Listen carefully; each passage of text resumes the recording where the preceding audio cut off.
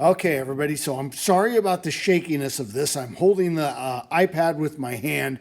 At the same time, I'm going to be doing some things. I have a beaker on top of my heater here, and it hasn't heated up a lot. I mean, it's a little warm to the touch, but not much. I mean, I could put my hand on there and I wouldn't burn it. And what I'm going to do is I'm going to go and put a drop of water. This is just regular tap water. And I'm going to put it right here. And we're going to be coming back to this and looking at it in a minute. I'm going to put a good drop of water on there like that. And then I'm going to do the same thing with a thing of rubbing alcohol. So this is a drop of rubbing alcohol. Whoop, once I figure out where it's at on my camera, there we go.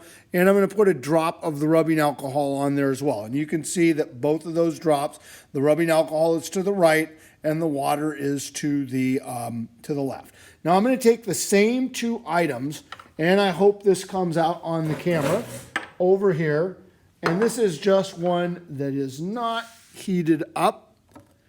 And the other one's not heated up much, but we want to look at and see if we can see a difference between the drops of water and alcohol. So the first thing I'm going to do is I'm going to come over here and I'm going to put a drop of water on that right like that, maybe even 2 drops.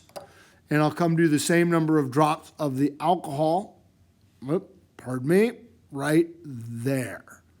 And what I'm going to do is I'm going to come down for a sideways shot. Hopefully you can see it.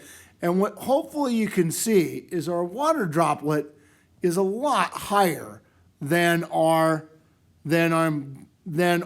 alcohol droplet. It makes much more of a dome, whereas the alcohol drop is laying much, much flatter. And I hope this turns out because I can see it pretty well on my iPad here, but really a different shape of drop between the alcohol and the water. And the key here is, why would one make one kind of drop and one make another kind of drop? And this is really related to what we've been doing with phase change.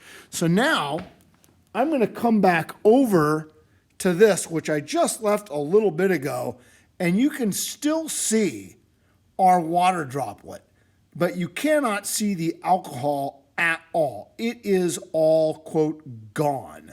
And this is not heated up much. I just heated up a little to accelerate this process.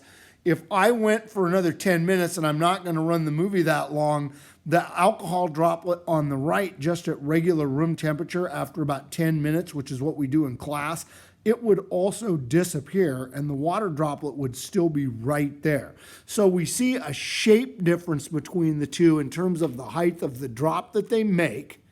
And we also saw that the alcohol here basically disappeared entirely. And you can still see the water starting to go away, but you can still see a little bit of that water droplet right there. But the alcohol has been gone for some time. And all these things tell us some things about how the atoms are behaving in different kinds of substances, and that has a big effect on their boiling and melting points. Thanks for watching.